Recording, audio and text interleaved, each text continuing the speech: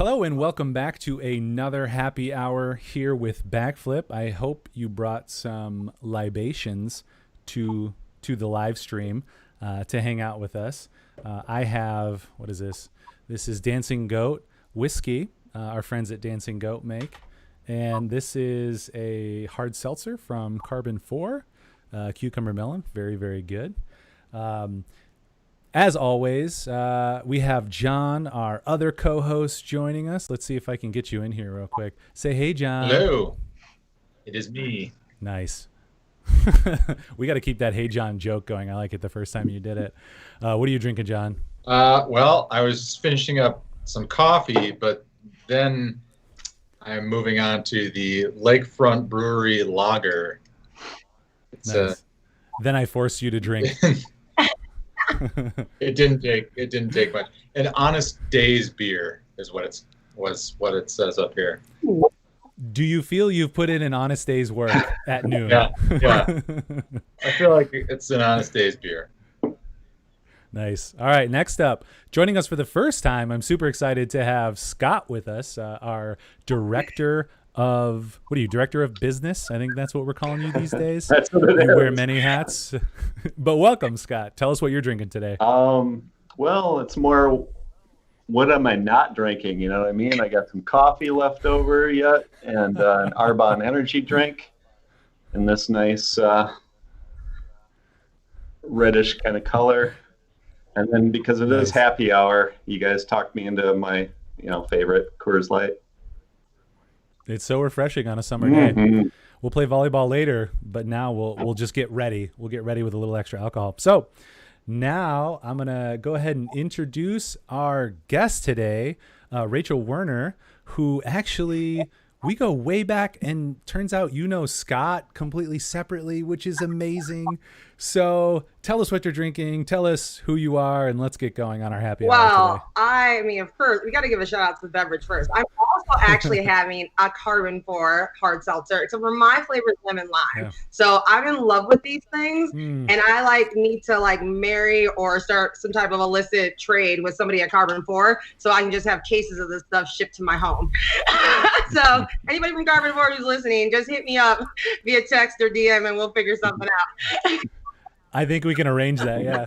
Oh, yeah, but I'm Rachel Werner. Nice. Let's see, there's so many things I could say, but I am a content marketing specialist at Taliesin Preservation, and I also teach writing and digital marketing classes for writers and other artists through the Loft Literary Center and Hugo House. Nice. Yeah, and that was one thing. Let's see, I'm going to switch our video. That was one thing. There we all are. That I was trying to lock down because I know that you do so much. You write, you do social media takeovers, you help people market. I feel like I see you at the events. Like if I'm cool enough to be invited to some cool event, you're going to be there and you're going to be talking to the people who matter. So I think it was, our good friend Paul Wagner, who was like, yeah, she's an influencer.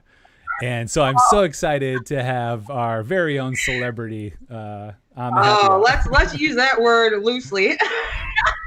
But it's funny. Ryan, we ran into each other at an event. It actually was Springtacular, which is the annual fundraiser for CTM. It hasn't happened yet this year. Usually it's in the spring, but because of COVID, like so many other things, it's currently postponed. And I remember you told me that you had to take a selfie with me because you said you see people and you tell them that they know me, and they're like, yeah, right. Yeah. It's funny. I'll see pictures of them with you, and I'm like, we go way back, and they don't believe me, so I had to take a picture to prove it. Which I thought was so hilarious. I was just like, really? He's like, oh yeah, no. I'm like, yeah, no. I'm like, I totally know you. It was a cute picture too. Yeah. That's a great idea. Yeah. I'm gonna ask you for a picture next time you're over with Phoebe. You have so many pictures with my kid. I have no pictures of me and you together, Scott, but you have so many pictures. Phoebe's in so many of your family photos. Oh yeah. Well, she's a part of our family. Absolutely. Yeah. Yeah. So I don't actually know how far do you guys go back and how do you guys know each other? Because I don't remember what it was, but Scott was maybe talking about leaving early. Our good friend Rachel's dropping Phoebe off, to hang out with the girls. And I was like, wait a second. I know these people. What's going on? But I don't know that I know the full story. Ryan, you were so, I feel like you live in your own little bubble. I have known Scott longer than I've known you, dude. I'm stuck in this bubble. So like, I think so to me, I'm still floored by the fact that you didn't know that I knew Scott, because literally I've known Scott and Melanie before, long before I ever had a kid. I mean, I think Melanie was maybe pregnant with like Maria when I first met you guys. I mean, so literally I've known Scott for like 15 years. I mean, something crazy.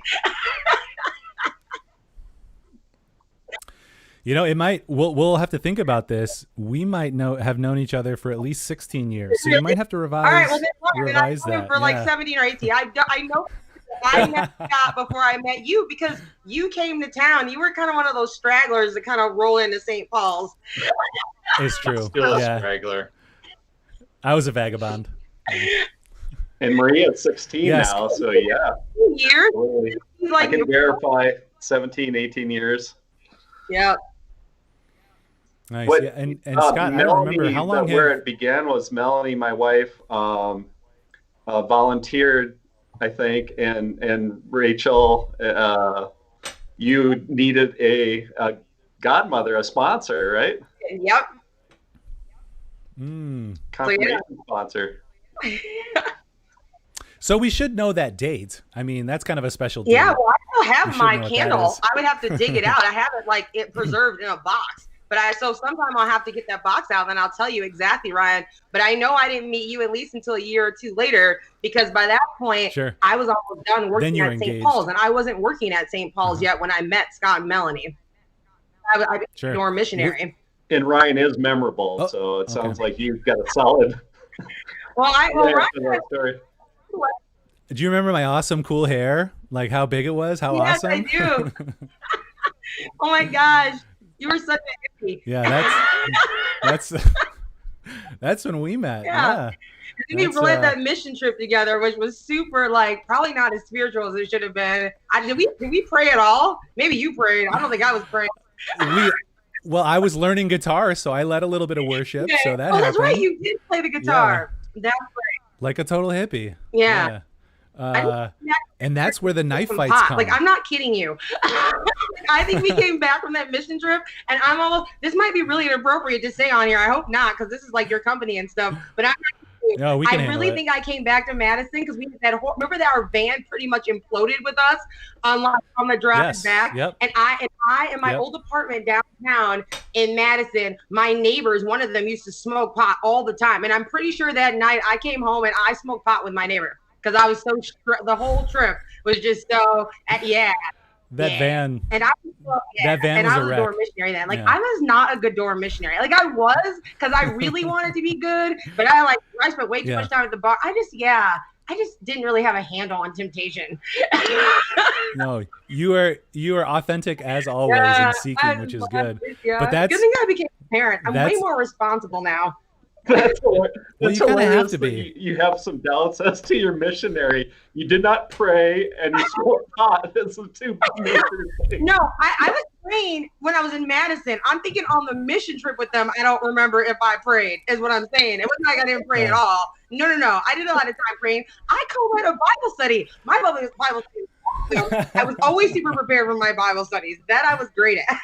Just for the record, in case anybody else from St. Paul's is watching this. I was not, I just drank a little bit too much, but it was great that I worked at St. Paul's because I passed out there several times. Like I passed Paul and Kat, I passed out, and one time you're just tired. No, because I was drunk and I couldn't make it home. But she's like, no, don't throw me a bone. I'm gonna be honest here. That's what I said before the show. I love that. We talked about this frequently in my confessions. This was not a secret. People knew I was trying to get a handle on this. It's true. Yeah. I don't know if you saw. Right? Is this a recorded line, Ryan? Oh my gosh. This like the what is it, the Library of Congress? This is going straight to the Library of Congress and we'll be there forever. So anything said here will be really what happened in perpetuity. And actually probably the worst night though was, I'll be honest, is that I was so intoxicated I actually staggered into the library and a men's Bible study was going on and I couldn't even, I literally just passed out on the couch. During the Bible study? Somebody else's Bible study. It was an all guy one. Sure. I was like, you guys are going to need to, I mean, they just kind of moved themselves someplace else. But I was really, oh my gosh, that's so great.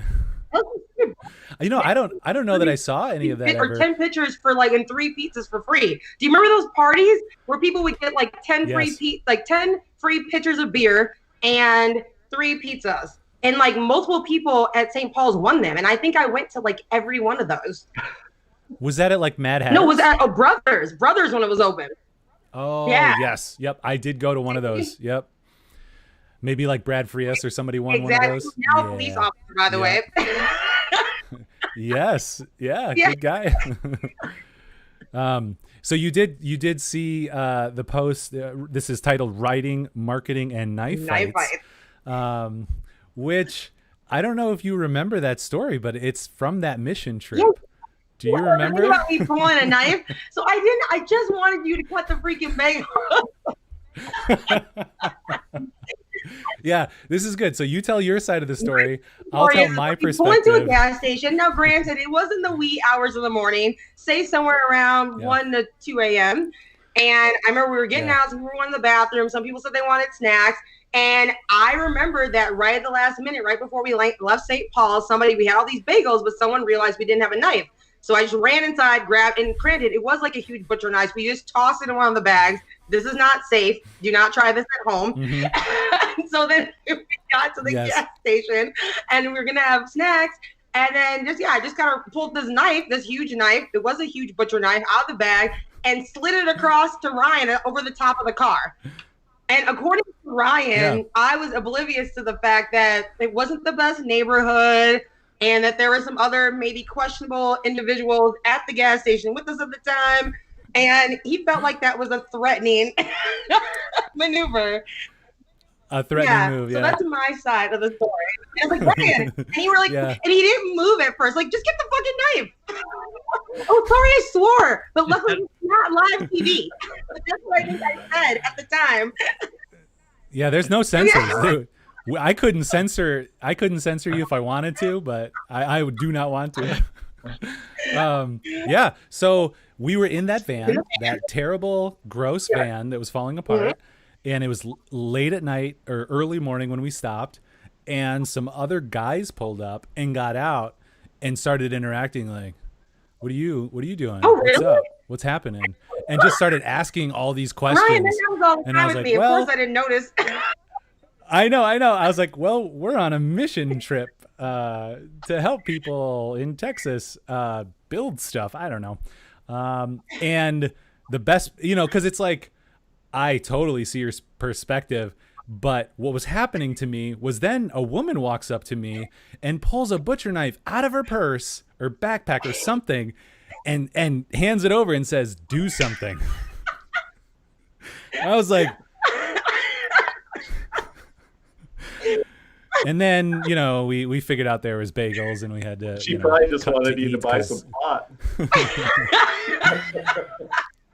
That's a strong arm way to do it. But luckily, we didn't actually get in a knife fight. It was an almost knife fight.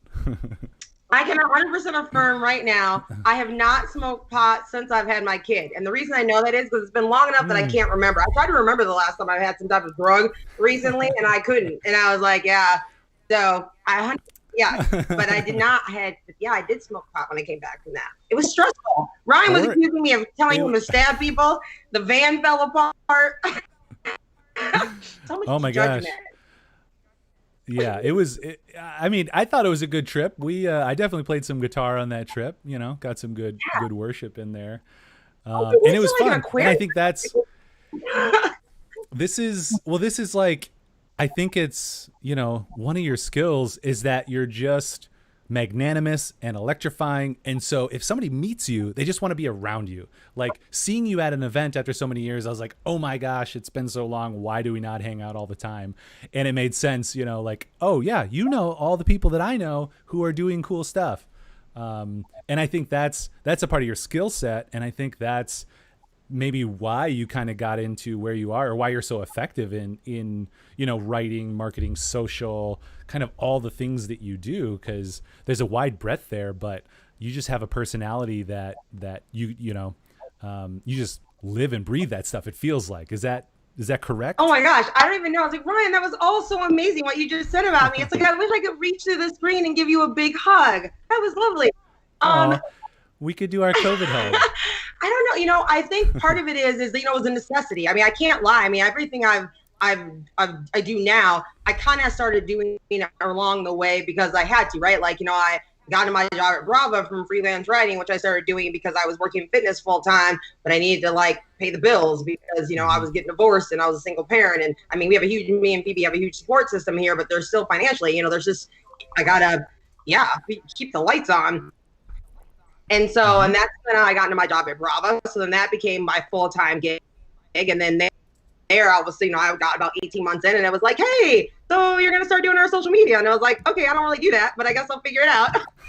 And then they kind of roll forward from there. You know, I feel really blessed, you know, to be where I'm at for sure. I think that the connections thing is great. It doesn't hurt that I'm bad looking, of course.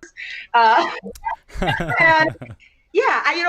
and I think also too, we live in an amazing town. We live in an amazing town that people are so open to collaboration. And to me, I feel like that's huge. I don't think that that's true of a lot of other cities, you know, necessarily. One, maybe because they're just bigger, you know, so by default, you have more people that you're trying to network and connect with. But I just feel like in general, Madison, people are very community oriented.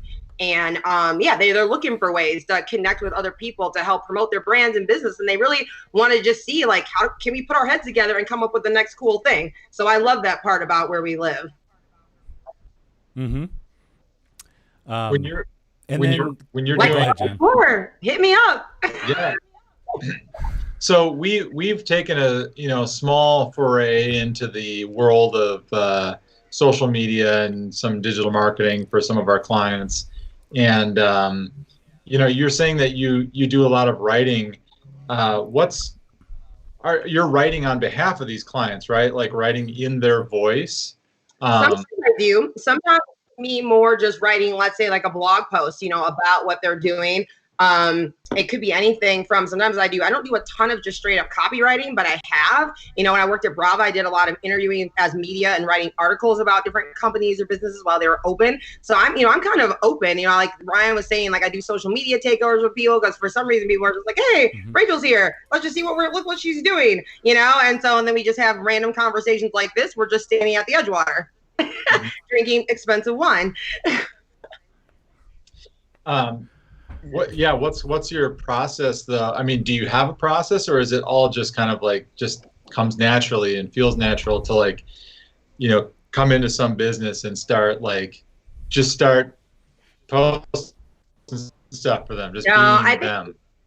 I think if you're going to be writing in another brand's or business's voice, then I think you need to do your research. I mean, for me, this is why it's really important to really make those personal connections, because I think it's really hard to represent another entity either live as a representative on their behalf, or even to generate copy for them in some way without really understanding what they do. I mean, I struggle with that sometimes even in my day job. I mean, that's been one thing with COVID. I mean, I didn't spend a ton of time on site at Taliesin, but now literally, like, I haven't been on site at the estate since, you know, the middle of March. I haven't seen any of my coworkers face to face. And so there's just things that they'll send me like, hey, can you create a post about blah, blah, blah. And it's like, I don't even know what you're talking about. You know what I mean? So it's really hard to like generate content for something that you're not familiar with, or you don't really understand, or you don't personally know the people involved in it. So I guess if I had one tip, I would say, you know, take the time to really establish authentic connections with the brand and its mission, you know, whether it's a nonprofit, whether it's a clothing company, and then go from there. Yeah.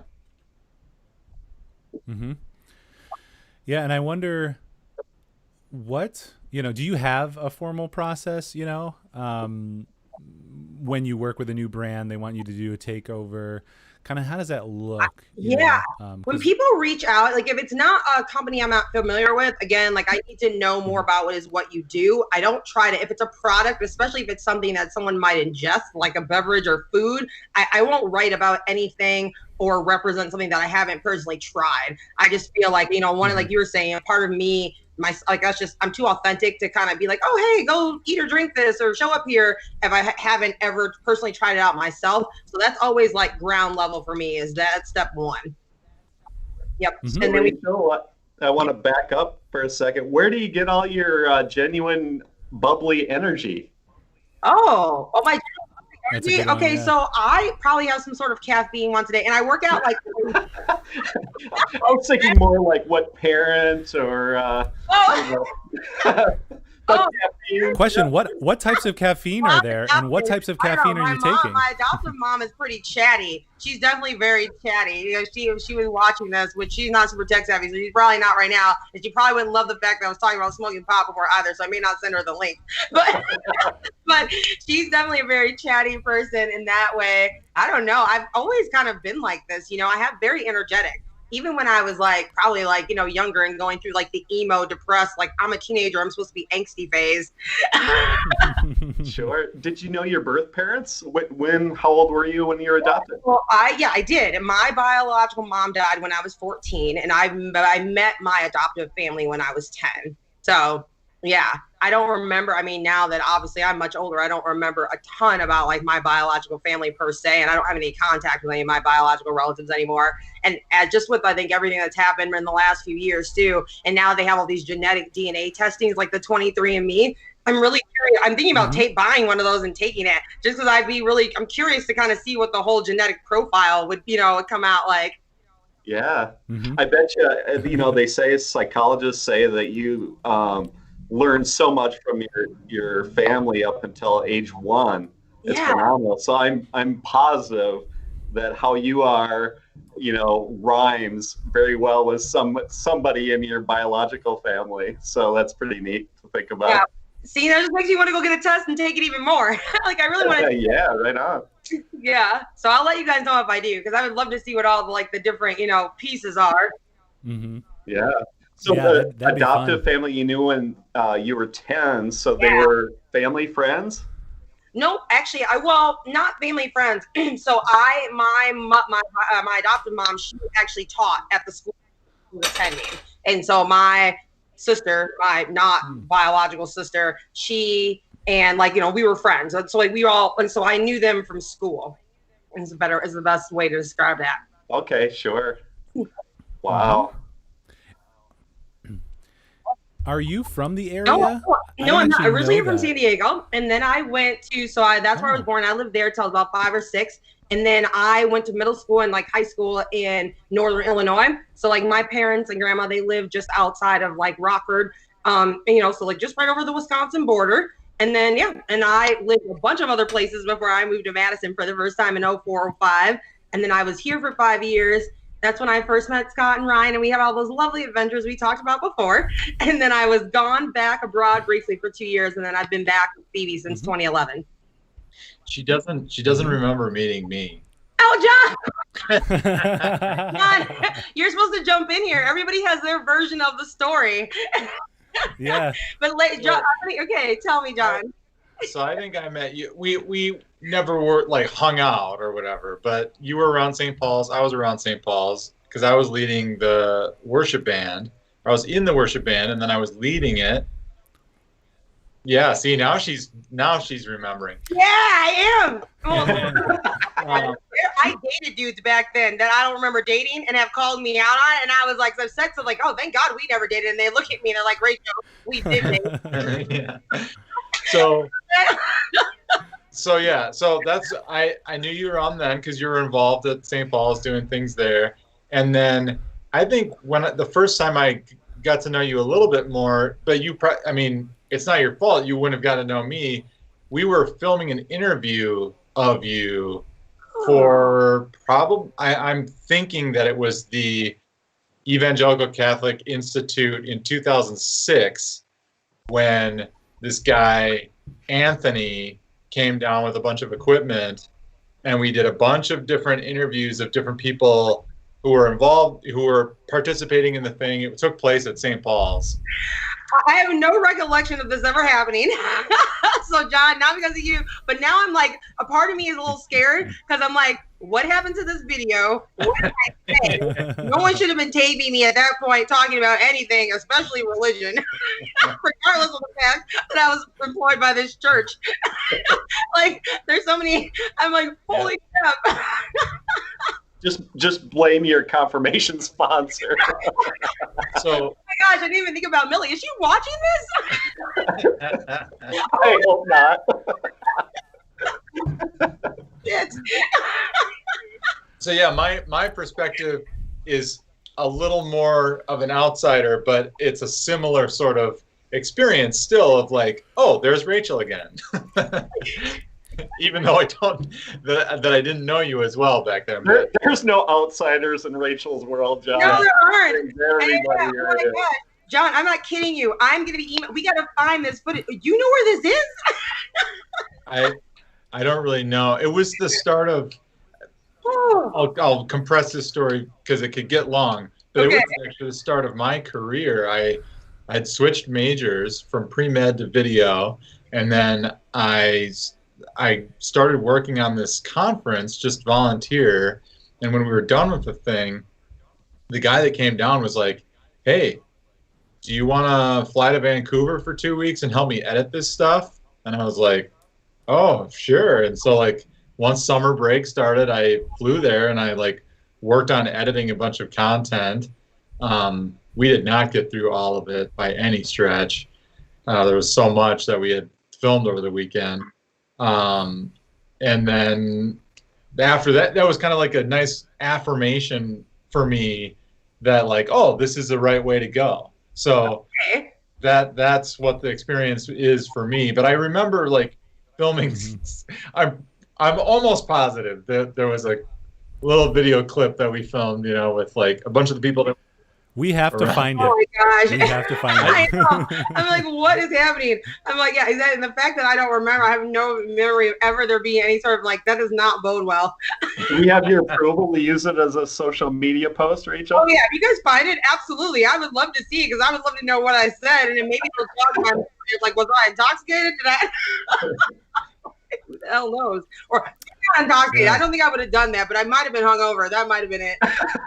You're so great. I love how authentic you are, Rachel. Oh. I'm like thinking, I'm like, really? Because I mean, the fact that John's saying it was literally like a video shoot, and there's like some guy came into town, and there's equipment. I'm like, literally, it's like a blank slate in my head. I'm like, that does not bode well. I'm like, there's a backstory there. Yeah, I don't know. Yeah. That's and I believe that that's probably what makes you so effective at your, you know, social marketing and just, you know, being social and being out there is you're so authentic. And that's kind of what I said before is, you know, you're you and unapologetic in a good way. Like, yeah, this is me. I did that. That's a thing. And I love it because that's kind of what we've learned that people really respond to is just authenticity. And when you're not authentic, people can smell it. And so you just exude that. And it's awesome. I love it. You know, all of our friends in common were just like, oh, Rachel, she's so great. She's, you know, anytime we interact, even if you're like, yeah, and then I was smoking and this happened and that. And we're like, oh, we do not hang out enough. I tell you right now, the reason I don't do drugs right now, by the way, kids, anybody watching this, they're right. Say no to drugs. Not because what they tell you don't do it because they're bad for you, blah, blah, blah. Don't do them because you'll never want to stop because they're awesome. That's actually why. It doesn't end well. Why I don't do drugs anymore is because I know if I were ever to start again, I would like never stop because I'd be like, and I stopped doing this. Why? Because this is amazing. No, that's actually what keeps me sober. And I kind of like having custody of my child, et cetera, et cetera. You know, like I said, parenting is a real kind of, you know, it's a good reason to kind of get your shit together. Mm-hmm. Yeah, one of the best. And you also said that you work out regularly. I don't know how frequently. Yeah, I work out every day. So I say it's like my natural Prozac. You know what I'm saying? Like I don't take any anti-anxiety meds. I would be on like a bunch if I didn't work out consistently. So I do bar 3. We have one here in Madison. It's a great community. They just started redoing our opening classes again there this week, socially distanced. They're doing some stuff outside, but I'm still doing my workouts online primarily. So I don't think I'll be going back to class, probably live still for a bit. But yeah, well, those are kind of the big things right now. And then yoga. I love yoga too. But again, obviously anything I'm doing right now is at home, but Inner Fire locally is really great. So Dragon, but yeah, we've got we're blessed to be in Madison because like, again, we've got so many fitness options, you know what I mean? Whatever you want to do, there's probably somebody doing it. CrossFit, spinning. Not to mention all the running you do as a single mom. Yeah. I love like running. Like I can run. Like I would run every day, all day. Phoebe just told somebody in her CTM virtual camp this week. Will's in it, Scott, and then she told somebody, she's like, my mom runs 4 to 5 miles every day. She's like, well, she did before the foster dog came. Yeah. Well, I think too that's, you know, for me, I feel like I have a very addictive personality, and it's really good for me to have something that, you know, I can really get into and push myself. And, you know, I work out regularly as well. And that's kind of the thing that, you know, I'm drinking at 12 o'clock on a Thursday, but but like yesterday I didn't drink, you know, like drinking's not a crutch. Like I don't do anything else. So I don't have, you know, any other things that I'm addicted to, but, you know, I find things that could potentially improve my life, and I get addicted to those good things, you know, obviously working out, but then, you know, prayer and that side of things as well. Try to get addicted to those certain things. And you're like, yeah, you know, maybe I could just not do it today, but I'm going to. And, you know, you're better off for doing it's that. true. You really do have to like pray every day or meditate. I mean, I know there's a version of that kind of for everybody. For everybody, it's not necessarily prayer, depending on what their religious background is. But I do think you need to create space in your life for quiet time, even if it's just 10 or 15 minutes every day. I mean, I pray with Phoebe every night before bed. She goes to bed, and I have my own quiet. I do like this journaling, morning pages, exercise, this thing that I do too. I mean, I think you have to because you notice a difference when you don't. I know I do. You know what I'm saying? I think I'm a better person. It gives you, it allows you that time to do that introspection, I guess. And I just, you know, and because we all have ways that we still need to improve and grow. Like, I'm not perfect. I definitely still, you have times where you're short on patience, or, you know, like you just, and even in your professional goals, you want to be better, and you need that clarity. You need that time so you can do that, like, thought process. Okay. Now I have a question for you. So, being involved in social media and in marketing, how do you grapple with the knowledge that you're participating? And we're in this too. I just think about this. I'm participating in clogging people's minds with distraction and messaging and things like that is not good for them constantly, and but I'm participating in that because I need to get the message out for our clients. Oh, well, they don't get to put that on me. I mean, like, to me, it's like, wait a minute. No, I mean, you're an adult. I'm assuming most of these people are adults, functional adults, that can choose how much they're engaging on their social media platforms, right? So, like, if you know that being on Facebook, you know, 5 hours a day isn't good for you psychologically, emotionally, whatever, then, I mean, to me, the onus is on that person. Like I tell people when I teach my classes for writers and artists about digital marketing, you get to choose what platforms you're engaged on and when and in what capacity. It's a tool. So when I hear people talk about like how damaging social media is for them, I think to myself, well, then why don't you modify how you're using this tool? Like they talk about it like it's this other person or this living being that has some type of way, you know, it's like, this isn't really how a way to act upon you. You choose how, when, and how much you engage with it. So yeah, I don't take any of that on. I mean, like, exactly, if you're tired of seeing me, then mute me for a while, or just don't go stay off of my feeds. That's right, Rachel. Your job is to be engaging, to be yourself, and they can shut you down if they want to.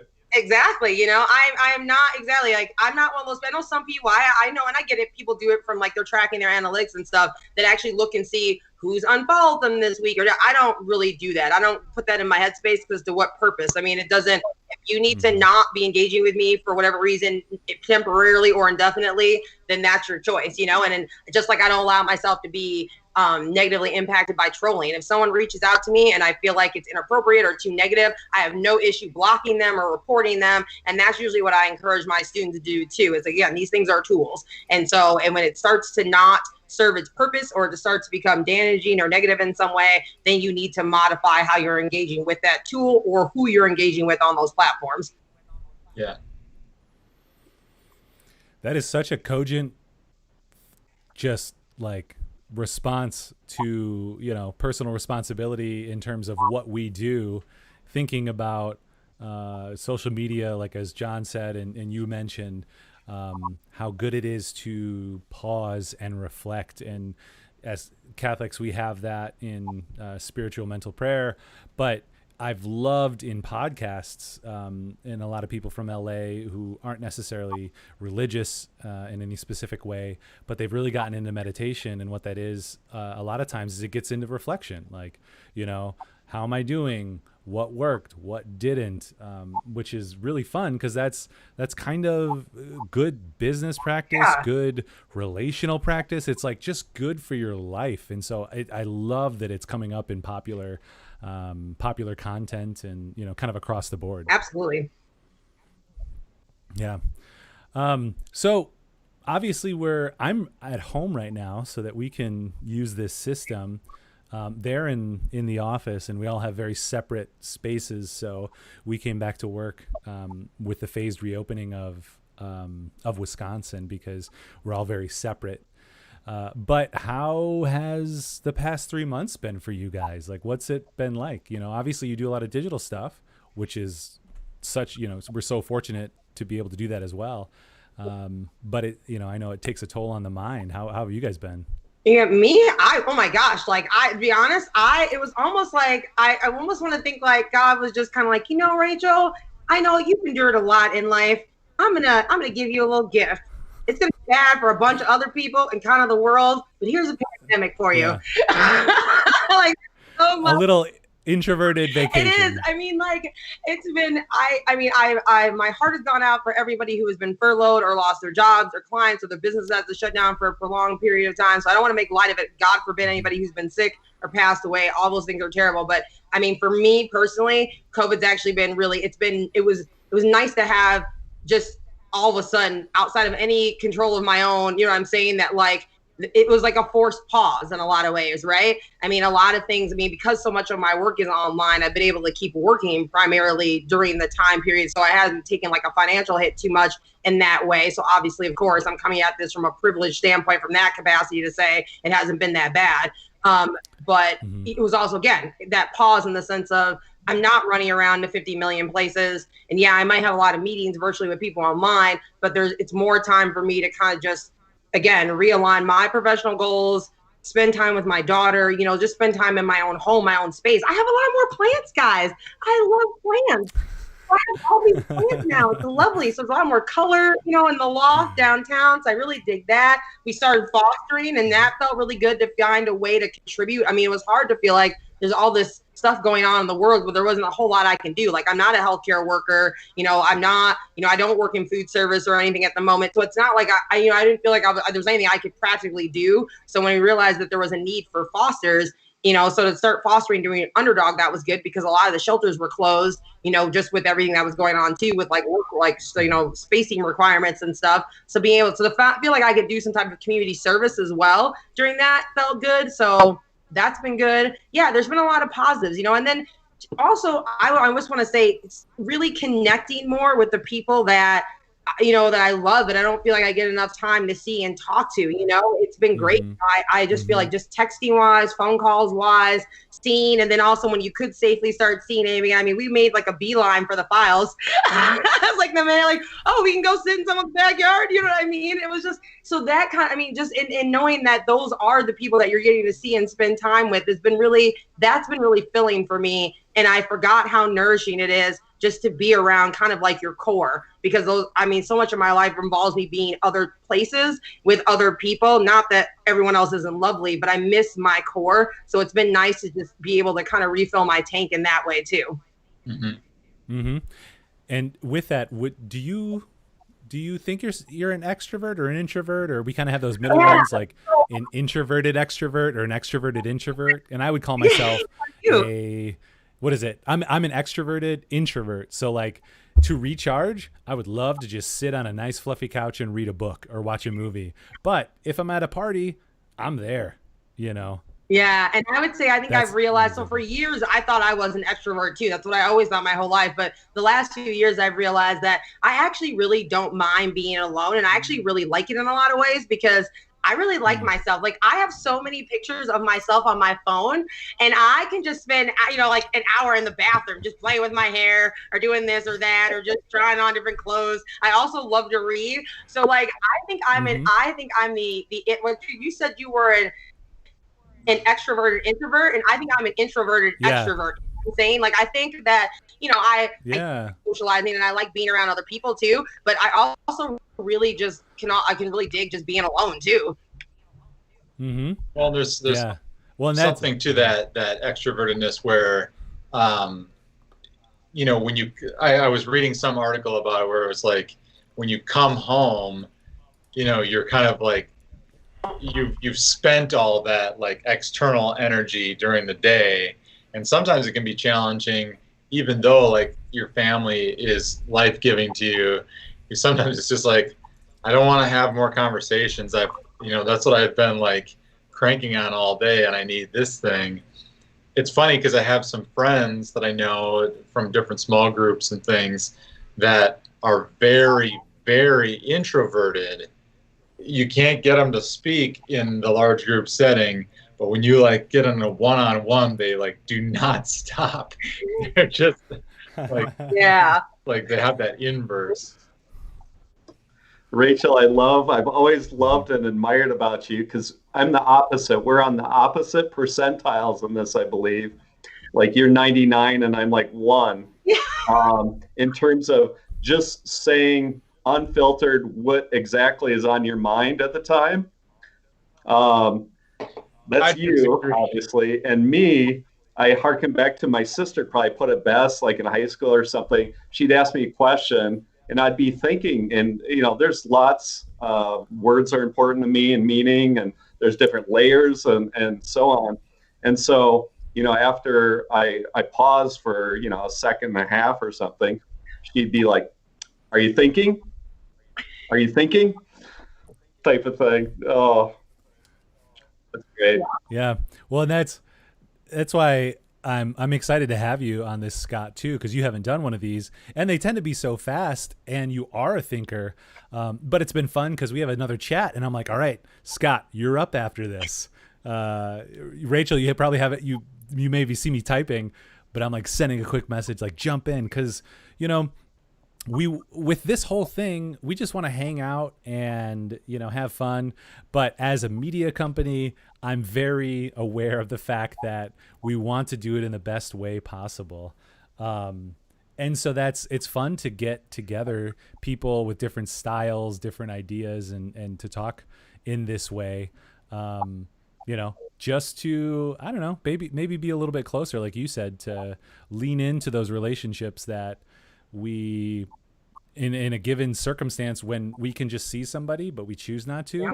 Now that we can't see people to a certain degree, we need it, we want to. So that's kind of what we're trying to do here. Well, and also it's just a reminder to me that like I need to make sure moving forward, to me, I think that's the thing. I've started seeing stuff like this crop up on social media too, that like once things gets back to like normal, whatever that means for us now, everyone's just going to kind of default to what they were doing before. But for me, that's really important that like I need to not do that. Like that's one thing that I want to make sure keeps the people that are in my life now that I have maintained close relationships with, they're really important to me. And I just need to do a better job of making sure that I am, not that I don't think I wasn't not doing it intentionally before, but I want to be more present to them and for them. And so I need to make sure the space in my life so that can remain a priority, because there's no reason, you know what I mean? Like, why am I not texting my siblings like every couple days or so? Why am I not there's no that, we can't be over at the Files once or twice a month if they're in town and we're here. You know what I'm saying? Like, it's just making sure that those things like that needs to stay integral to like me, because it's good for me. I like it and I miss it. It was just good for me to realize that I miss it, Yeah, and I think it's good to refocus, like you identified, and like you said, when people die, it's horrible, and we don't want to, blow past that. But when something bad happens, you always want to try to see, okay, how do we grow? How do we do better? How can we take this and make it good for somebody or ourselves? And with the pandemic and locking down, that's kind of been my exploration as well. In terms of what's important, because I think I got to a point where, and there's always that distinction of like working to live or living to work. And I need a reset every once in a while. And sometimes I do it on like Lent, where I'm like, all right. And I tell these two guys, Scott and John, my partners at Backflip, I'm like, when, 6 o'clock comes around, I'm not going to be looking at my computer or doing anything, because I need to be living my life. And that type of thing really helps to kind of sort out what's important. And certainly the business is very important, and I have a lot of fun working on the business, and like this is so much fun. But it's good to remember that we don't live to work, we work to live. And I hope that that's something maybe positive that we can come out of this, is that people have a better respect for their work and the benefits of that. Like you said, we were very blessed to continue working, and get our PPP loan so that our staff could stay the same. Like that was very important to us, and to be responsible for what we're given, but also make sure that we put what's important first. And, I think for all of us, we could agree that family, is certainly up there. Faith and family would be those primary things, and work, while being a third, that's still a really great place to be. But it, like the whole being locked at home, helped me again to kind of reset my mind and potentially pursue that narrow path again. There's a idea in there that comes to my mind, is like intentional versus unintentional. So I meet with a community, and I've got like a small group, a Bible study basically. And the distinction, the wording that they use is intentional community. And I've like done some kind of mental exploration to, think about what that means. And it's, the whole idea is that like when you're not intentional about something, it's easy for that to fall away, because you could be getting together with a group of people, a group of friends, whatever, and you're like, oh yeah, we're making a weekly thing out of this, and you get together. It doesn't even have to be like a Bible study. It's just like, yeah, we get together on Wednesdays and chat and have a drink or whatever. But then suddenly somebody stops coming, and you say, oh, what happened to Sarah? Oh, well, she was having some trouble at home. I don't know. She can't really come anymore. It's like, wait, what happened? Why did we just let that person go and like stop caring about what was going on in their life? And that's kind of the same thing. Is like, we've got to be intentional about what we're doing with our time and the people that we're spending time with. Otherwise, all the other distractions will come up. Back to the point about social media and marketing. If you're good at your job, you can pull away a lot of people's attention. Yeah. And so, because they're not living, intentionally, they're not thinking about how much time is just going away. And then before you know it, it's like, oh, wow, it's the end of the week and I haven't spent any family time, because between work and then getting home and checking my social media and then watching TV, I didn't have one conversation with my spouse or my kids, or certainly extended family, who we don't, is even harder maybe. And then friends, and it's just like, yeah, you have to like think about, and then I think there's a feeling of that not being genuine, as maybe somebody who is very good at living in the moment, it seems. It maybe feels like, well, that's not very genuine. That's not like in the moment. But we're not built like that. We're built to like have, like, I need to plan to get together with so and so, every month, or I'm just not going to see them.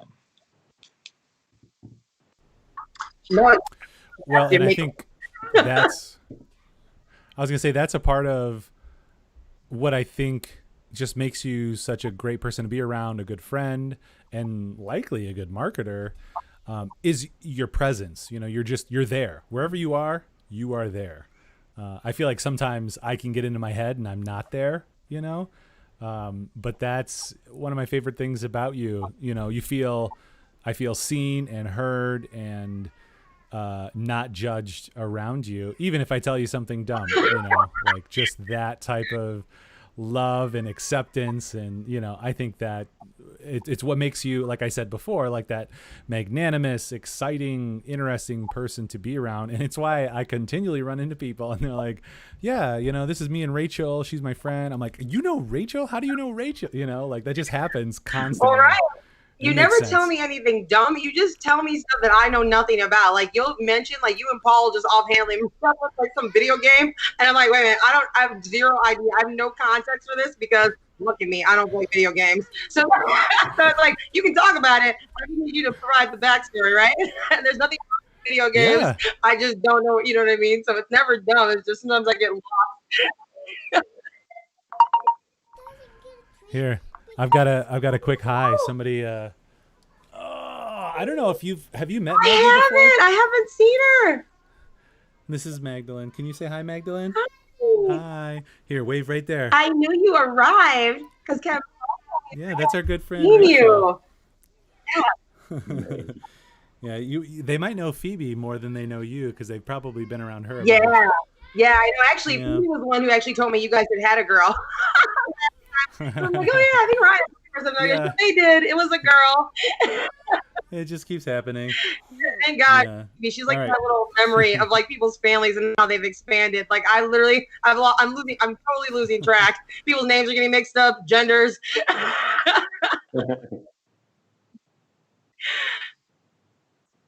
Bye-bye. She's adorable. Oh. Off screen, she says bye. So we're at about 12:54. We try to keep it to an hour, but we're going to go past that because now it's time to play a game we call Two Truths and a Lie. And this is just a nice, fun way of getting to know each other a little bit better.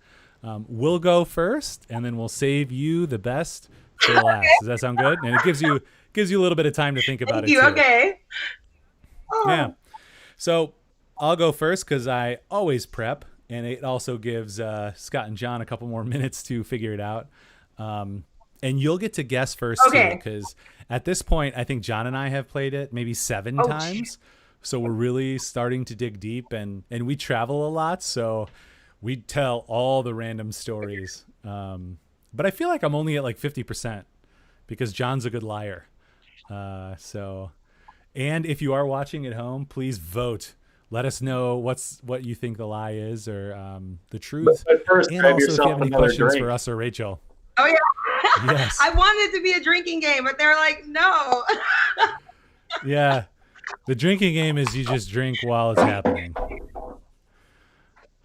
I mean, Scott's getting another one, so I could just vamp if you need to get one. I brought 2. We should chug it. Whoever loses, he chugs it at the end. Thinking the same thing, like, I should have brought 2 in here because I'm leave during the live stream.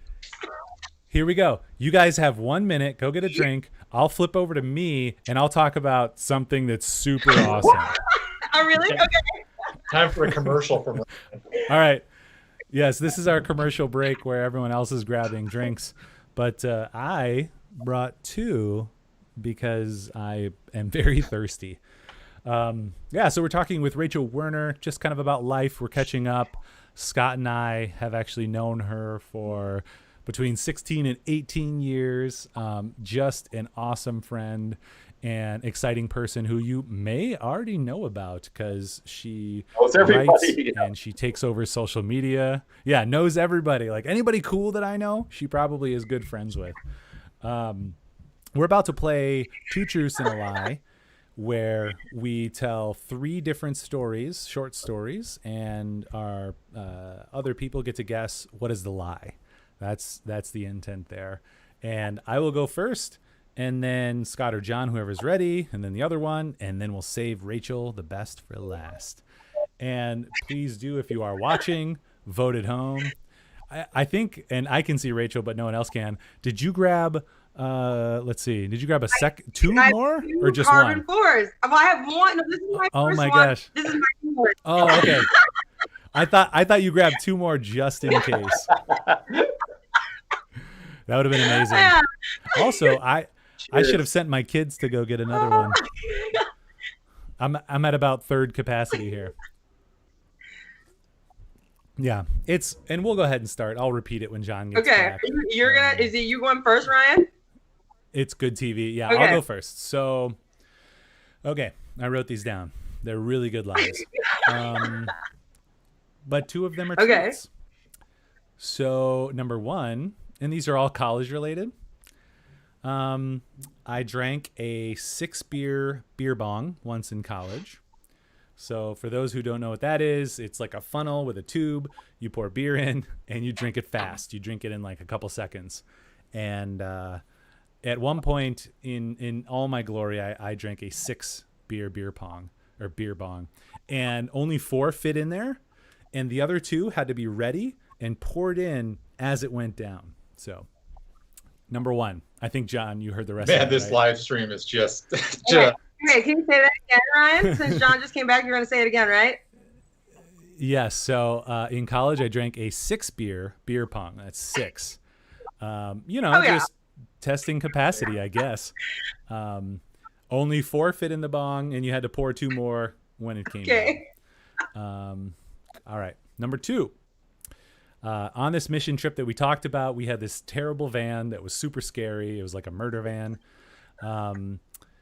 And when we were on the way down there, we got pulled over by the police, and I got a stern talking to because I was driving, and our license plate light was out. So that was just kind of part and parcel with that trip. And then number 3. And then the lie. I lived on the corner of Randall and Randall, right by the stadium, in college for a year. I'm going to say it was actually the mission trip one. I don't remember that. Not that that means anything.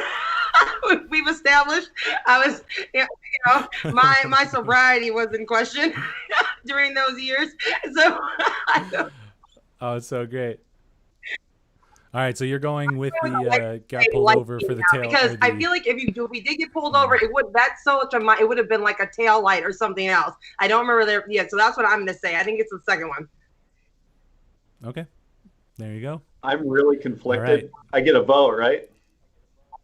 You get a vote. I'm That's really right. conflicted because your body language is screaming that you're a horrible liar, and the lie is number 3, the last one.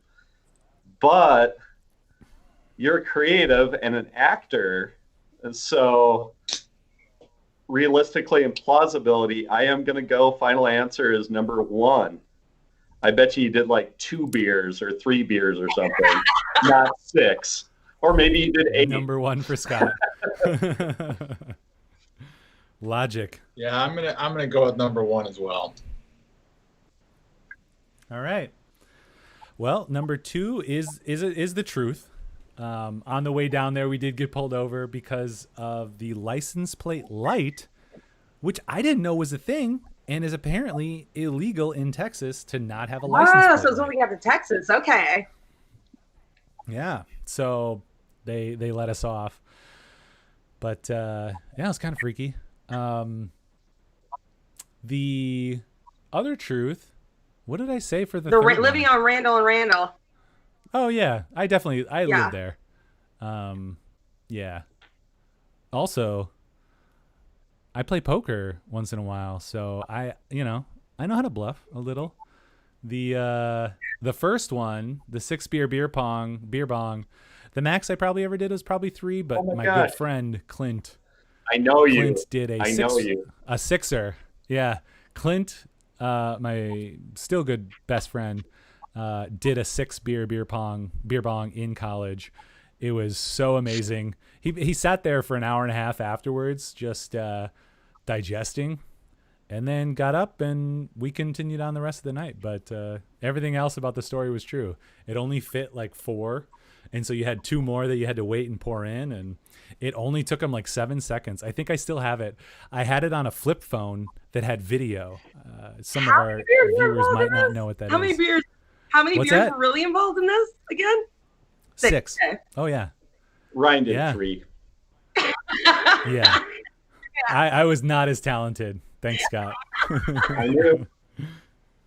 Like to lift other people up. All right. It's good to be understood, though, right, Ryan? Yeah. And my third one, I was trying to throw you off, but I think John was well aware that I lived over there, so should have gone with something more obscure. So, John and Scott, you get points, and Rachel, you drink. All right, cool. Oh, right. yeah, I was wondering what we're playing I'll cheers for. with you. Cheers. All right, John or Scott, who's I'm ready? ready. Scott's ready. Ooh, So these, Scott, let's do I it. chose to center around Phoebe because we're fortunate enough that when Rachel, goes out of town at a conference or something, Phoebe stays over. So at times she'll stay over for several days, and we get to do a lot of fun things. So my first story is that Phoebe has a lot of spirit, and when she stays with us, is good to play football, make snow forts, etc. So as to lay the groundwork when she gets a little older, I think she's probably 10 now. I've already started talking with her about hunting. And the first time I mentioned that to her, her eyes got really big, but then she was like, "Yeah, I'd do that." Oh my God. So number 2, That's when awesome. Phoebe was over a couple of years ago, I took her and my son William out fishing, and Phoebe was so excited. She would not bait her own hook, which is very normal and fine for like a 7 or 8-year-old. But she did manage to catch her first bluegill, her first fish in general, and she was so excited. And so that was a lot of fun. Story number 2. And then number 3, I was so proud of watching Phoebe at APT in Spring Green, being an actress, playing the part of a daughter in a wonderful, funny play out there. Okay, so I get to first, All right? right. So I'm really hoping it's Yeah. number 1, that the hunting one, that she wasn't like, I'm down. Because I'm like, what? My baby? Like, Yeah. So I'm really hoping that number 1 is what's not true. Phoebe is a girl's girl, and she is a good sport. So when she's over at our house, we're very outdoorsy and all of that. And she will go out, and then she'll be like, "I'm cold. I'm Yeah. going in." So, All right. So to recap, number 1 was you told her about hunting. Yep. And okay. And number Fishing. 3, just because I remember it. 2 is fishing, and 3 she caught her was first her being fish an with you? actress at APT. What's number 2? She caught her Caught her first fish first with fish, you, yeah. or okay. And number 3, you saw her at Spring Green as a daughter in a Yeah. play, in APT. Okay, so Rachel went with number Yeah. 1. Jono, what do you got? I guess I'm going to go with number 1 as well, just because the table talk was leading me in that direction. Number 1. Yeah, and I wonder how wily Scott's being too, because like you could technically have a little detail off, and that would work. But I feel like you might be going for the spirit. I feel like you might be going for the spirit of the game, which is, the whole story is wrong in some way. And I know Phoebe is a part of the Children's Theater of Madison, and I'm trying to rack my brain. It sounds like something that I saw, that she was at APT. Rachel would obviously know that. American Players Theater in Spring Green. So I feel like that's gone. The fish thing. And then the first one is that you told her about hunting? Just started talking with her about the potential to go hunting with me later on and learn that skill. I don't know. This is tough because I feel like you would talk to her. I know. You That's why talk I'm to hoping that is anyone. 1, and that her reaction is the part that's not true. Yeah. All right, because you guys picked 1, I'm gonna pick 2. He did throw bluegill in there, and maybe he's lying about that. So I'm gonna go with number 2. the fish Scott, story. lay it on us. You can relax, Rachel. It is number one. I haven't started on the hunting thing yet. But I fully intend on starting that conversation. Oh, over the next year or so. I was just like, this has already been happened. I will need to get mom approval. If I can get Phoebe approval. Yeah. That is a perfect lie. That is well done. Is John up next? Yeah. All right, John's up. You next. All right. Number one, I have a bobblehead made in my likeness. Ooh. Number one. Number two, I lost my daughter Hazel at Irish Fest for a good 30 minutes. Oh, that's so scary and sad. Yeah. Number three, If it's true. Number three, I created the taco animation that plays at basketball games at the Kohl Center. Ooh. All right. So I'm ready to guess. I'm going with number two because we had this conversation before the live stream started about your wife being very attached to a cat. And I feel like she would have removed your testicles if you lost her actual child she birthed at a festival for even probably like 2 minutes. Since like a cat that got peeing in the house can't leave the house permanently. So And we know that didn't happen because Amanda's pregnant. like that. So I'm gonna go with it. It's number two. That like something John would not be on the live stream right now with us. Had that he'd be getting Number like two implant if that's a thing. Is that a thing? Well, I'm gonna Google that. Probably not a good. Yeah, it's not going to end well. All right, Scott, what do you got? I could see John losing Hazel for half an hour. It happens, especially in bigger families. You know, Jesus was lost for days. For gosh sakes, I mean, it's true. Just got to look in the temple. Nothing. To justify something messed up, like I'm like, dude, Jesus. It's like, wait a minute. Half an hour. There was no Irish fest back then. What are you talking about? Like Jesus was John did play God the Father. John did play God the Father in a musical, so there's a connection. Yeah. I know John has a puppet that looks suspiciously like him. I mean, would there need to be a bobblehead too? I don't know. It seems like I would have heard maybe about the taco, although John has done a lot of creative things in his life, so maybe the business director doesn't know, 100% of his creativity out in the world. Whew, this is a tough one. I'm going to go with 3. No taco. Just maybe Scott doesn't know 100% of what you did. I sure hope Scott doesn't know 100% of the things that I'm involved in. Well, if you ever find the bug on your computer, you'll know. Let's see. Okay, so you did work with the group who did those graphics. I do remember that. I don't remember if you did like created the taco, but I think so. I'm gonna say yeah, because number 2, losing Hazel for 30 minutes, that seems like something that could happen. I feel like I've lost a child for maybe 10 or 15 minutes at the farmer's market or something like that, and it feels like hours when you lose them. So I feel like that could happen. And then number 1, what was number 1? Bobblehead. You have a bobblehead made in your image. Okay. So I've never seen a bobblehead made in your image. I have seen a bobblehead of John Heater, whatever, Napoleon Dynamite that you have.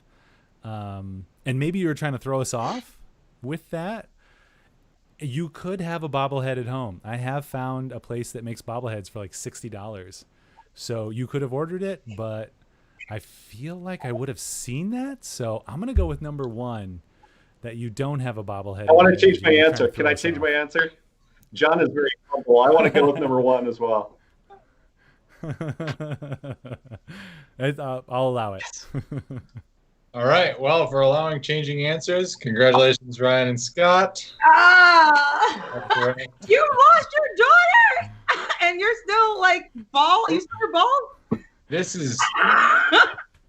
is my kids thought. Oh, that's amazing. One time, they were here and they were like pointing at that. Somebody pointed at it, and I was like, "Oh, who is that?" And they're like, "That's you." And I was like, "No, it's not. It's Napoleon Dynamite."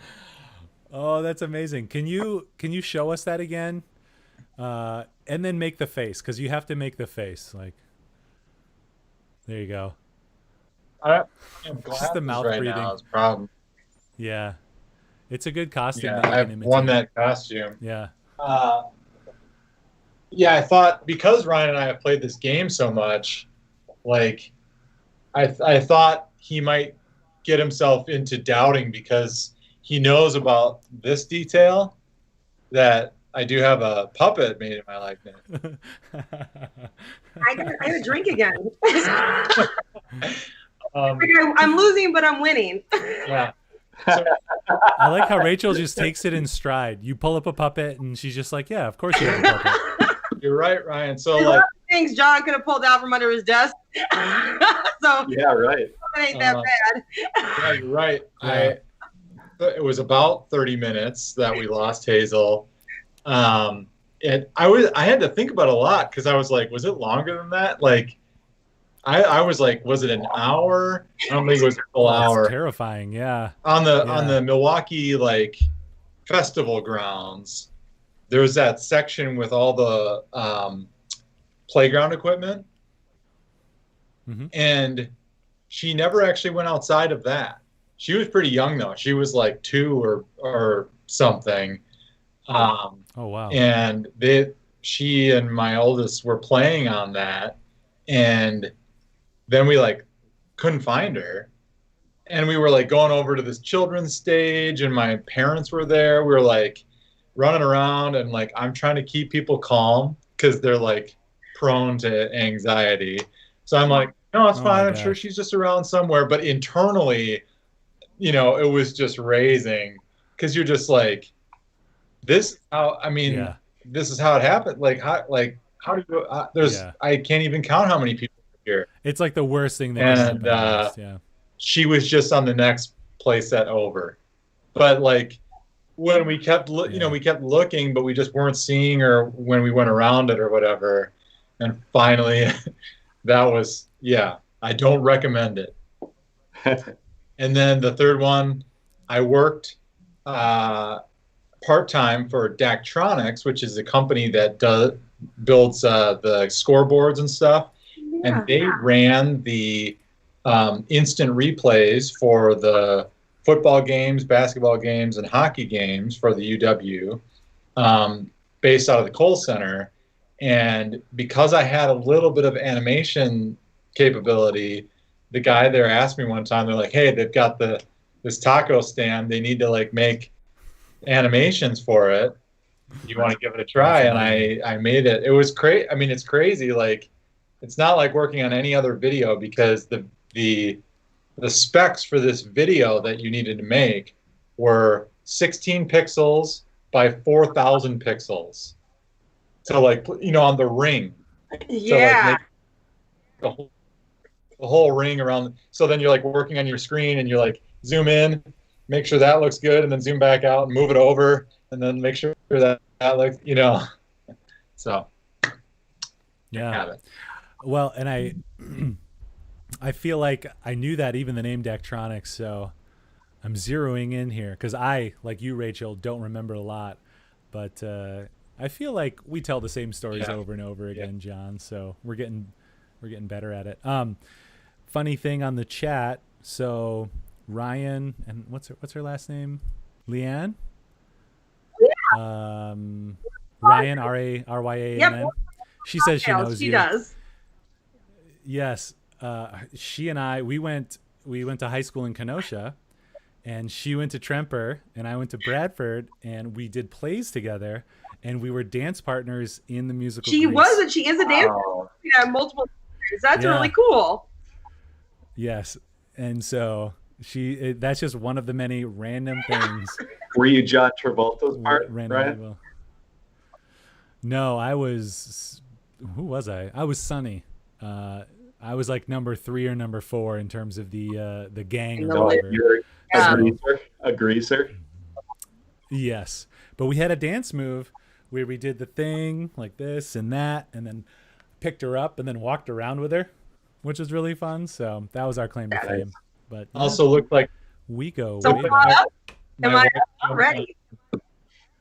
Yeah. My wife jumped on and confirmed the Hazel story as well. Oh, yeah. Okay, that's good to know. Can I tell you guys my 3? Yeah, we're ready. All right. Yes. So the first one is that I've lived in, as of to date, I've lived in 5 different countries. That would be including the U.S. in that. Clarification: we're not including the future. No, just Oh, okay. Okay. Sorry. Just wanted to clarify. 5 different countries. The second one is. Can you name those 5 quick? Huh? Can you name those 5? Oh, you want me to name the 5? Okay. Greece, obviously the U.S., Dominican Republic, Germany, and the UK. Thank you. All right. And then the second one is very sneaky, Scott, by the way. He is a thinker. That was sneaky, yeah. The second one is that after the first ill-fated mission trip that Ryan has given many, many details about during this call, I later, a couple of years, roll forward a few years, I went on another mission trip, this time solo, because I was thinking about becoming a sister. So I actually went and stayed at a convent for a number of weeks and did mission work in a developing country. And then the third one is that once upon a time in a prior life, I almost had a threesome with a guy who later became my boyfriend. And the other guy also became our roommate. I'm gonna have to edit this out because my 5-year-old's like, Dad, I want to watch the happy hour, and I was like, we'll watch it later. I'll just have to remember what time this is so I can skip past on the this. 5 it's fine. It's 15 that's the issue. On the coattails of the nun story. Oh my gosh, yes. So those are my 3, guys. Oh my gosh. All right, Scott, you've known her the longest, so I feel like I know the answer to this, so why don't you guys go first, since I probably know Rachel the best. He does. All right, John, you go first. I'll go second. Oh man, I think it's just, I'm gonna guess 3. It's just hopeful thinking, really. John.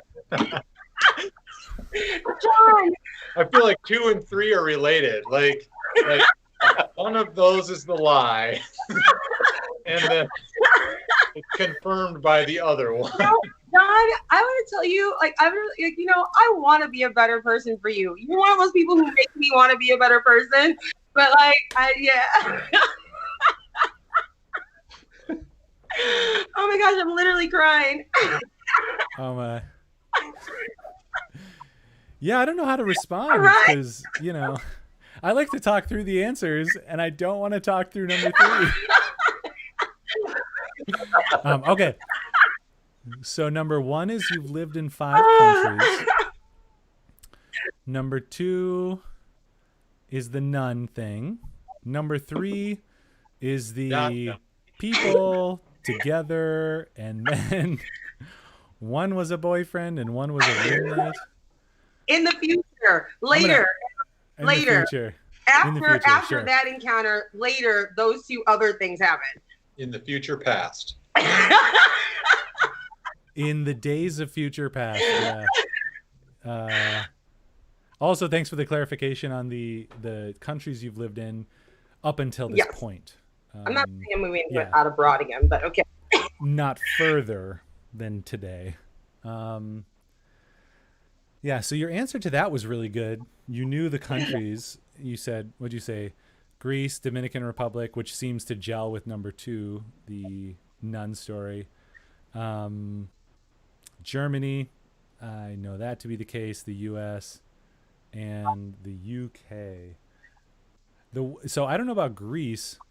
I feel like maybe that's a thing, and I don't know about the U.K. So I feel like number 2's real. I feel like number 3's real because you're not just going to make up a story like that. You're going to tell a real story like that. Just authenticity. So I'm going to go with number 1. Maybe it's not been those 5 countries, or maybe it's not been 5 countries. So that's all right. So you got a guess for 3, a guess for 1. Okay. Mm-hmm. And now Scott. I'm just going to be bold. The correct answer is 3. But I'm not sure about all of those 5 countries. All right, what is it? It's 1. Because it's not because it hasn't been, so I haven't lived in all those places. So Greece, I was there because I just went to, I worked at a hotel's pool bar when I was living in England that summer. I went to Greece. So it is 1. I'm sorry, John. 3 is true. So number 2. 2 is true because a couple of years later, after Ryan told give me, do something with the knife, I thought about becoming a sister with the Schoenstatt sisters. I belong to Schoenstatt as a layperson. So I went to Dominican Republic and I lived down there with some of the sisters because I was thinking about becoming a sister, even though multiple people, sisters and other priests, had told me they didn't think I was called to be a sister, but I went and thought about it for a bit. That's awesome. That's what discernment number is. 3 was number 3 around the time that number 2 was happening. No, not at all. No, number 2 or number 3 had already happened at that point. I mean, I don't think better or worse what order they're in. I don't think you're called based on. Hey, but Saint Augustine was, he lived life to the full. That's and I said almost. We didn't. We started, and we were I was like, this is gonna be weird. How is it actually gonna work? Because I really couldn't picture where all the things would go. So that's the thing didn't happen. But I'm not gonna get into any more details than that because one of them actually might be watching this, and they'd be real mad. And they if I got into too many details, why are you talking about this on a live stream? Because we're still friends. So one of us, I'm still friends with one of them. So it's actually one of my closest friends. He would not be happy. So that's all I'm going to say. Hopefully he does see this and it provides endless entertainment. Oh yeah, I'd be like,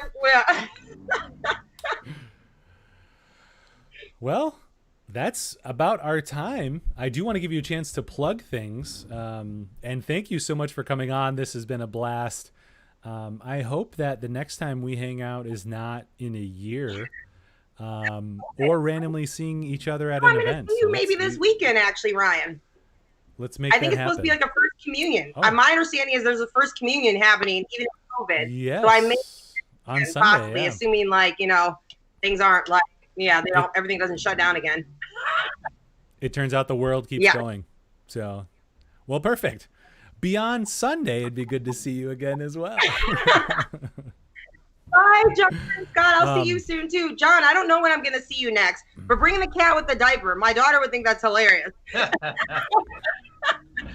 I'm sure at some sort of event. Also, what Ryan was going for is where can we follow you and all the things that you're up to? I am at Real Script on Instagram. I have a website like Rachel Werner at pressfolios.com. Let's see, the Little Book Project of Wisconsin. That's an art collaboration between local artists and nonprofits that I launched at the end of last year. So that's the Little Book Wisconsin. So just all together and .com. So that website's now live. I'll be posting about that soon on social media, and there will be an open arts call for submission. And at the Real Scripts, just plural, on Twitter and then LinkedIn too. like either look me up or just at the Real Script. So I'm around. I'm not hard to find. Email me, message me. I am a pretty responsive person, even though Ryan makes it sound like it's really hard to get a hold of me. So. No, I take personal responsibility. But if you don't know Rachel, you probably know somebody who does. So true. That'll make it easy. Yeah, and it's plural, like you said, the Real Scripts. Yeah, the S. Yeah. And then I'm currently teaching a class through Loft Literary Center in Minnesota, but they have tons of Plavless classes, tons of great instructors. And then in the fall, I'll be teaching with Hugo House, which is based in Seattle again, but also all online because we are still in COVID or quarantine, whatever that means. So, but again, they also have awesome classes and instructors. So look all that stuff up. Yeah. Awesome. And Scott, do you have anything, Scott or John, to send us on our way? Anything you want to plug or share, or any wisdom? You're speechless. Rachel has that effect on people. And all of you who are watching live, be glad, because Ryan's going to go edit like half of this out. So this is going to go from like an hour and 20, 30 to like 15, 20 minutes. So that's not how live stream works, Rachel. I'm so sorry. Yeah, you have way too much faith in me. This is up, and I'm not touching it. This is what it is. They'll just be. Amanda says there'll just be comments that say, "Watch out for minute whatever." We'll just throw that. If you're watching up with there. someone under the age of like 17, skip these 5 minutes and this 5 minutes, and don't watch and then Ryan just cut the whole ending. So Amanda also said that we should come up with a game, or I'm extrapolating that, but 8 degrees of Rachel Werner. I think that would work, just like 7 degrees of Kevin Bacon or whatever. We could do 8 degrees of Rachel. Yeah. But yeah, thanks everyone for tuning in. Thanks Rachel for hanging out and talking with us. You can check us out on social media at Let's Backflip on Twitter and Instagram. We're posting more regularly now, and we do have a podcast that we do called the Let's Backflip Show. It's basically like this, and sometimes we try to talk about businessy stuff, which I think could be really helpful, but mostly it's this. Maybe the PG-13 version of this. The PG-13 version of this. We talk about business. We talk about business. We talk about getting down to business. Oh, I mean, it was good. We got it all in. We just got it all in. And yeah, we can't, finish any better way than that. So thank you, Rachel, John, and Scott, and everybody tune in next week for an unknown guest. We'll see you next time. Bye, guys. So long. Bye.